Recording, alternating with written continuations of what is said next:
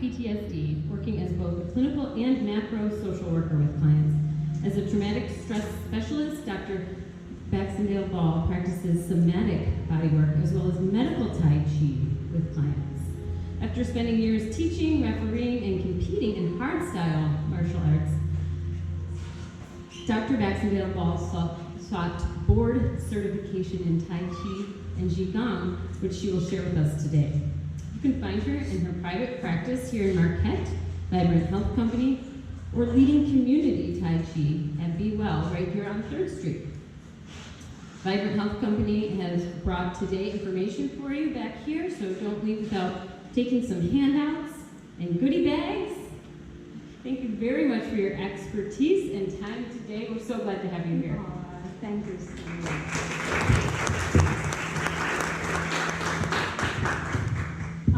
It's such an honor to be here in this space surrounded by Marquette history.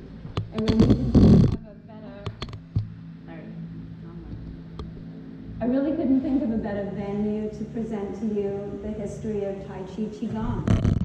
This team has been amazing to work with, so many thanks to them. Thank you for coming again, and if you're going to do something new today, I don't expect anybody to do more than what I expect of myself, so I'm going to do something new today. The team here thought it might be interesting to you to learn the history of Tai Chi Qigong. And so that, of course, includes some education, some presentation. So when I thought about how to speak about Tai Chi Qigong, I wondered if I could weave that and integrate that into movement. And so I came up with this about 3 a.m. on Monday and decided that I would lead you through an embodied practice, an embodied history of Tai Chi Qigong. What does that mean? I will give a brief overview of the history and origins of Tai Chi Qigong as we know it. And we might have some technical issues today. We can flow through those. And in this practice, I'm going to invite you to move with me too. For the first part of the program, I'll be presenting, but I'll have you try out those moves in your seat, an embodied practice set to this beautiful traditional Chinese music. For the second part of the program, I'm going to invite those of you who would like to come into this beautiful circle with me, a Tao space, to stand and do a very focused practice of Qigong, and that can last for about half an hour. I mean, I'd like it to last all day, but they'll probably kick us out. So. If you are feeling nervous about standing and practicing Tai Chi Qigong, that's okay. If you want to come into the circle, I would invite you to bring your chairs. Or if you would like to use your chair just to balance on, to hold, that would be fine too. So that will be the second part of the program, is we're all going to move together in harmony. Let's get to that history. I think it'll work better if you stand up a little further back. Yep. Okay, I just kind of want to be one with the audio. I guess I need to stand back here for the mic to work. Let's go 500 years BCE to China. That's where Tai Chi Qigong is thought to have begun. 500 years BCE, Taoists, without access to modern medicine and science, were intricately connected, of course, with the Tao, or the universe. When they thought about how to heal their body, of course it wasn't a pill. It was through breath as medicine. And we can see that those ideas endure across many disciplines today. Taoists looked at things in nature that they could emulate, things that existed in nature, elements like wood, earth, and fire, as well as animals. So although early Qigong began as breath, it gradually grew into subtle movements, gentle movements that emulated the world around us. So I said that we would practice a couple things together. I'm going to make the things that we practice easy, so we're not going to do anything too crazy with like handstands and weapons and things like that. So let's go back to that 500 years BCE, and what we know is that Taoists back then had this 5-element practice. So I'd like us to practice a couple of those together today. The first practice is called Earth, and I just want you to take your hands in front of your lower belly and relax your shoulders. But first, what is this chi of Tai Chi? See, I keep wanting to come closer to you. What is this chi of Tai Chi? Is it mystical? Is it delusional? Is it real? Rub your hands together. Rub, rub, rub, rub, rub. Oh yes, they feel warm. Why is Sensei Tracy telling us this? We'll start to do this next week, every day, in the winter and the youth. Okay, now, just let those hands go, and you might feel tingling. If you don't feel tingling in energy, that's okay. Perhaps you can imagine or visualize that. But many of us will feel our life force with that simple rubbing movement. Now take those in front of your belly. Take them in front of your belly. Drop your shoulders. Drop into your body. Relax and just breathe. Inhale and exhale in this element of earth which replenishes the spleen. Important for our immune system.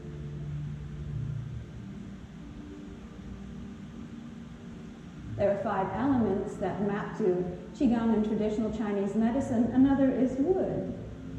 So without knocking the person out next to you, we can just do this small wood movement here. Inhale, exhale, and sink.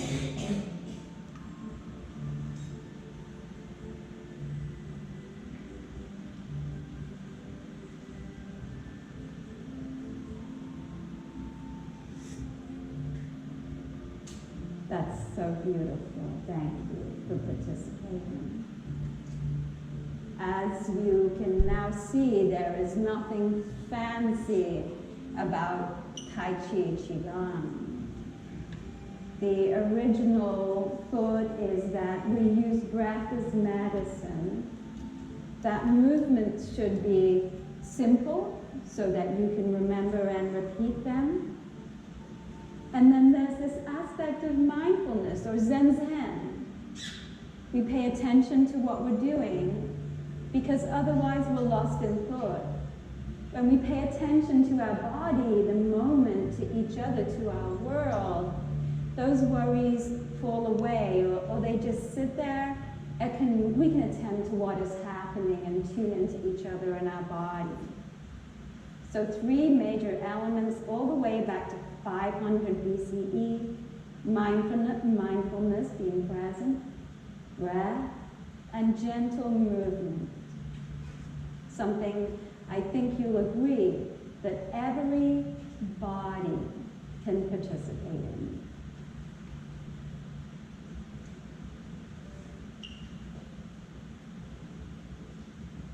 Still in BCE in China, Taoists and yogis got together and trained together. In fact, many Chinese words, especially in martial arts, share space with Sanskrit terms that yogis developed. One of the earliest known forms of agility exercises is animal games. These were where Taoists or yogis would jump around. That's okay. We're in real life and there's real forms. This is where Taoists and yogis would jump around and use balancing and faster movement movements to start improving their bodies. So not just breath as medicine, but movement as medicine. I'd like to practice a couple of those things with you too. So you remember how I said that Taoists watched the universe, said, we want to do that, and then emulated that. Let's do this crane movement together. So it begins here, it runs up our meridians or our dantians. Our hands flow out and we soften. When we sink, we compress the breath and body, and that's the medicine. So this is crane. Yes, you look beautiful.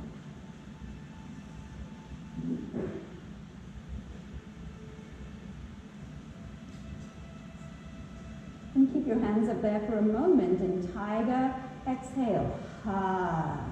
It's all about breath. And I would invite you to move, but don't do anything that hurts. That's not the purpose. You'll see me sinking in my body, elongating, decompressing, and then compressing. And that's the squeezing and spiral function of TaijiQuan. That's what gives us the medicine.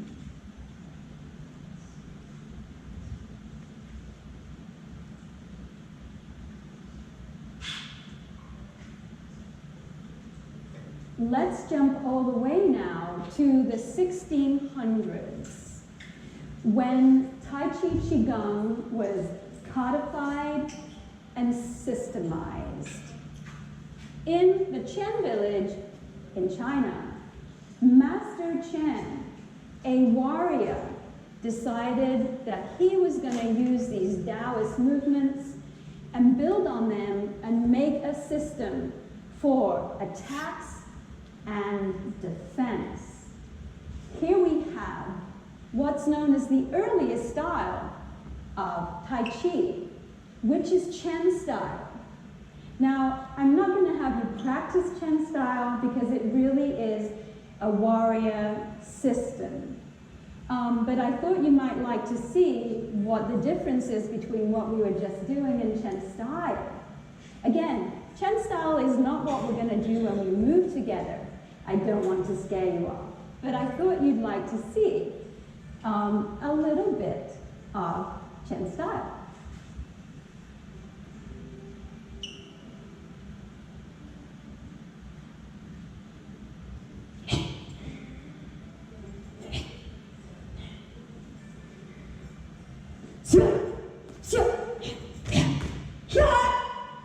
That's Chen style.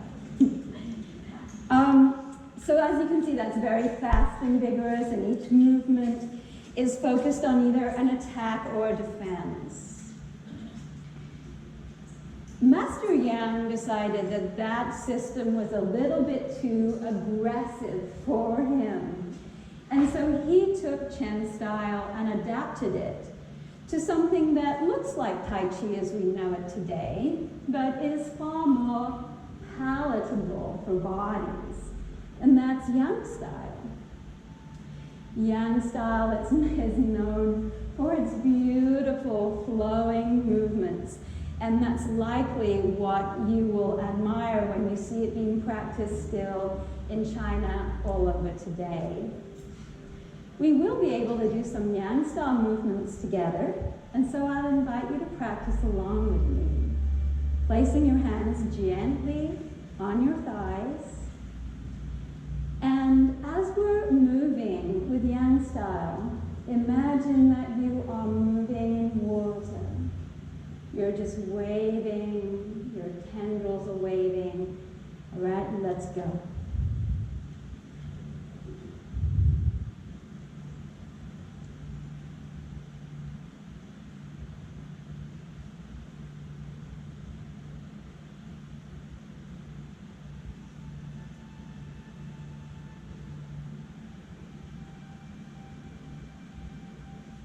Let's do it again the other way. Yes.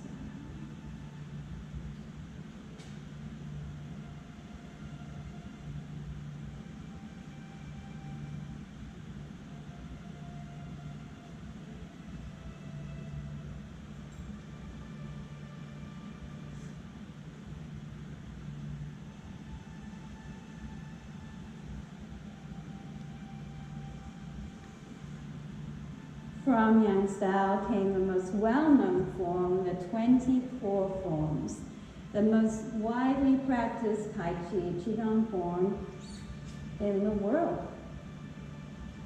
Now, Tai Chi Qigong does use weapons. And weapons for Taoists were simple sticks that they picked off the ground. Even though you might have seen people practicing Tai Chi sword, the bow or the staff was the earliest form of a weapon. But before a weapon even, it was used for agility, for stretches.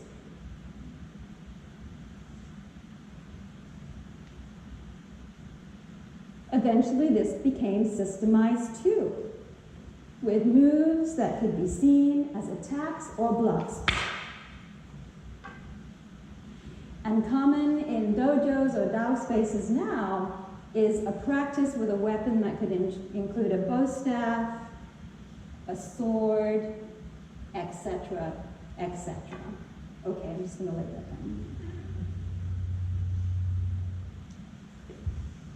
Later styles of Tai Chi Qigong include two lineages of Wu style, and then the latest iteration of Tai Chi Qigong is Sun style.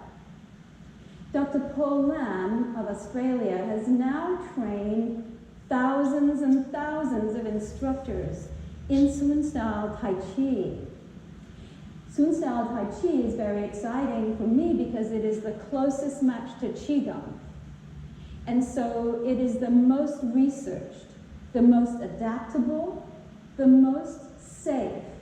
And there's now such robust evidence for medical Tai Chi, Sun style Tai Chi, across all medical and mental health conditions. Now, I think that we're coming to present day. And in 1977, I was introduced to Japanese martial arts, Shotokan. In the back there, you'll see my Japanese gi with a belt around it that belonged to my father, an international champion in Japanese-style martial arts. So I'm actually a third-generation martial artist. I come by this very easily, but I don't want to fight anybody. And that's why I like Tai Chi Qigong. So 1977 started my journey in martial arts, and I was introduced to a Japanese form of Tai Chi Qigong called Takiken. That concludes our journey through the history of Tai Chi Qigong. And now we get to the best part where we all get to do it together. So I'm going to back up and go over there, and I'm going to invite you all into our space to either stand or use a chair, and I'm going to lead you through a traditional practice of Qigong. Show up in here however you want, bring a chair and use the back of the chair, come and stand, or bring a chair and be seated. But I'd really like us all to be together, whoever wants to participate, over here in this space. Thank you.